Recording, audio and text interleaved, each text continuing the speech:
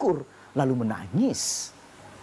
Ini Allah mengatakan ketika ciri orang mukmin itu diturunkan rasa imannya, ketika disebut namanya saja, pastilah dia akan mampu menyebut namanya. Sehingga dia akan jatuh lunglai. Kharra yakhiru. Jatuh tersungkur lalu menangis.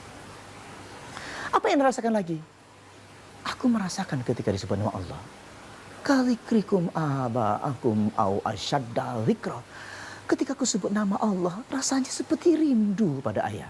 Seperti suasana yang aku gak kuat. Sehingga kerinduan itu menambah, merasuk ke dalam dadaku. Au asyadda dzikra. Bahkan lebih itu. Andalah yang tahu bagaimana merasakan kerinduan itu. Bukan rekayasa pikiran kita. Para jamaah sekalian. Ketika Allah membuka hidayah, ternyata hidayah itu bisa kita rasakan. Selama ini kita bingung, di mana hidayah itu? Dikira hidayah itu di pikiran kita. Tidak, tetapi di dada kita. Anda bisa rasakan ketika hidayah itu dibuka. Apabila ku ingini orang itu, yuridillahi ayyahdiyahu yasrah.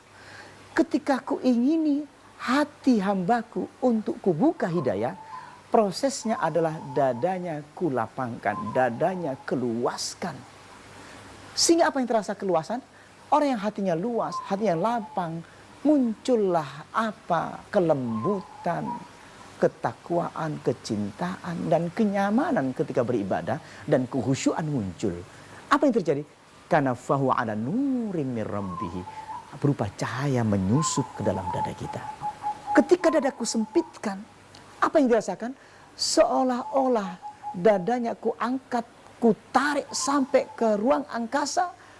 Sesak rasanya sehingga seperti kehabisan nafas. Maka disinilah timbul dada yang sempit, munculnya rasa marah, rasa emosi, gelisah, dan seterusnya.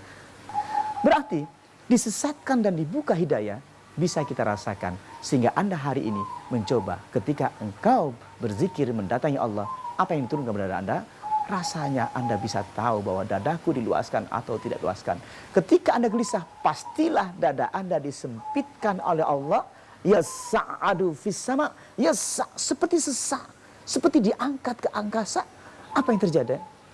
Itulah sehingga kegelisahan muncul dan seterusnya. Bagaimana orang sesak dadanya, sempit dadanya akan bisa sholat khusyuk? Tidak mungkin. Bagaimana Al-Quran bisa tembus ke dadanya sementara dadanya sempit sehingga getaran Qurani, getaran uluhiyah, getaran sinar ilahi tidak akan mampu mengguncangkan dadanya. Tidak mampu. Kadang-kadang kita tidak nyangka, tidak tahu bahwa disebut nama Allah tidak bergetar. Perlu bertanyakan, ada apa sebenarnya dada kita? Apakah kita sedang membatu? Qassat qulubuhum, membatu hatinya.